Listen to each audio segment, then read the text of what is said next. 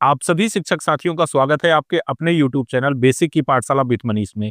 साथियों, आज के इस वीडियो में हम आपको बताने वाले हैं कि पीएफएमएस पोर्टल पर 2025 में आप वेंडर कैसे क्रिएट करने वाले हैं। साथियों, अगर आप चैनल पर पहली बार आए हैं तो चैनल को सब्सक्राइब करिएगा, वीडियो को लाइक करिएगा और ज़्यादा से ज़्यादा शिक्षक साथियों तक शेयर करने का प्रयास करिएगा ताकि वो भी ऐसी जानकारी से अपने आप को अपडेट कर पाएँ। तो सबसे पहले हमें अपने मोबाइल फ़ोन या लैपटॉप के क्रोम ब्राउज़र में जाना होता है और यहाँ से पीएफएमएस लिख करके सर्च करना होता है। जैसे ही हम पीएफएमएस लिख करके सर्च करेंगे, हमारे सामने इस तरीके से इंटरफेस ओपन हो जाता है। यहाँ पर हमें पीएफएमएस लिखा हुआ दिख रहा है, इस पर हमें क्लिक कर देना है। जैसे हम क्लिक करेंगे तो हमारे सामने इस तरीके से इंटरफेस ओपन हो जाएगा।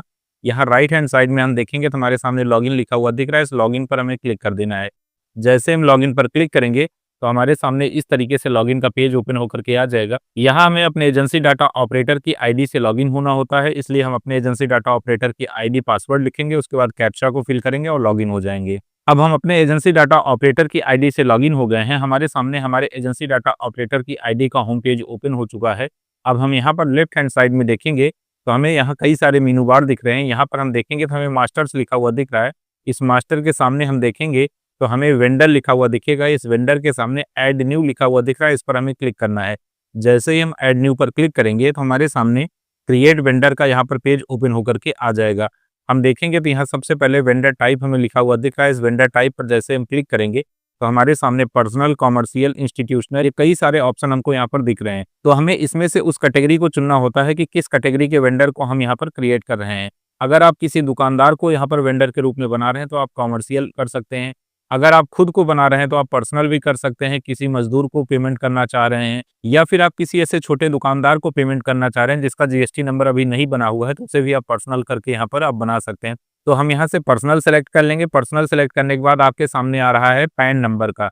जिस पर्सन को आप वेंडर के रूप में यहाँ पर क्रिएट कर रहे हैं, बना रहे हैं, उसका पैन नंबर आप यहाँ पर डाल देंगे। इसके बाद उसका पूरा नाम जो पैन कार्ड पर लिखा हुआ है उस पैन कार्ड के अकॉर्डिंग आप नाम को यहाँ पर लिख देंगे। इसके बाद आप उनकी डेट ऑफ बर्थ को यहाँ से सेलेक्ट कर लेंगे।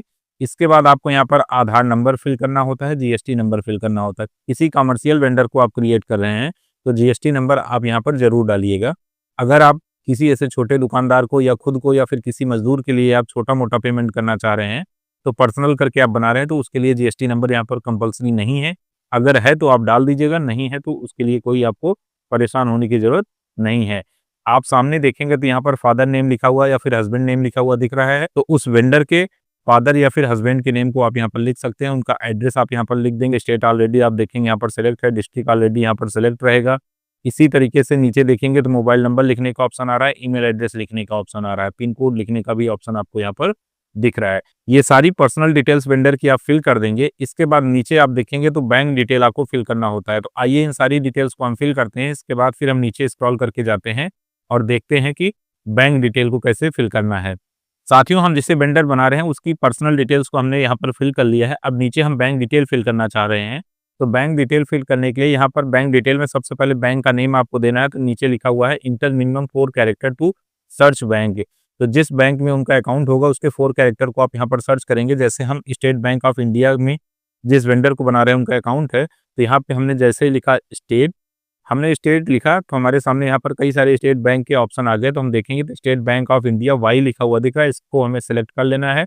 इसके बाद यहाँ पर अकाउंट नंबर को उनके लिख देना है। अकाउंट नंबर लिखने के बाद हम नीचे देखेंगे तो हमारे सामने ऐड बैंक डिटेल्स लिखा हुआ दिख रहा है, इस पर हमें क्लिक कर देना है। जैसे ही हमने ऐड बैंक डिटेल्स पर क्लिक किया तो हमारे सामने नीचे देखेंगे तो बैंक डिटेल्स ओपन होकर के आ गई। यहाँ पर आपके बैंक का नाम दिखेगा, अकाउंट नंबर दिखेगा, स्टेटस आप देखेंगे तो यहाँ पर एक्टिव दिखेगा। अगर स्टेटस एक्टिव नहीं है तो आप बैंक से संपर्क करके इसे एक्टिव करवा लीजिएगा, क्योंकि बिना स्टेटस एक्टिव हुए आप उस वेंडर को पेमेंट नहीं कर सकते। इसके बाद आप सेव पर क्लिक कर देंगे। जैसे ही आप सेव पर क्लिक करेंगे तो देखेंगे आपके सामने इस तरीके से लिख करके आ जाएगा कि आपने सफलतापूर्वक अपने वेंडर को क्रिएट कर लिया है। साथियों, उम्मीद है वीडियो आपको इन्फॉर्मेटिव लगी होगी। चैनल पर पहली बार आए तो चैनल को सब्सक्राइब करिएगा, वीडियो को लाइक करिएगा, ज्यादा से ज्यादा शेयर करने का प्रयास करिएगा ताकि ऐसे ही इन्फॉर्मेटिव वीडियो हम हमेशा आपके लिए लाते रहें। बहुत बहुत धन्यवाद।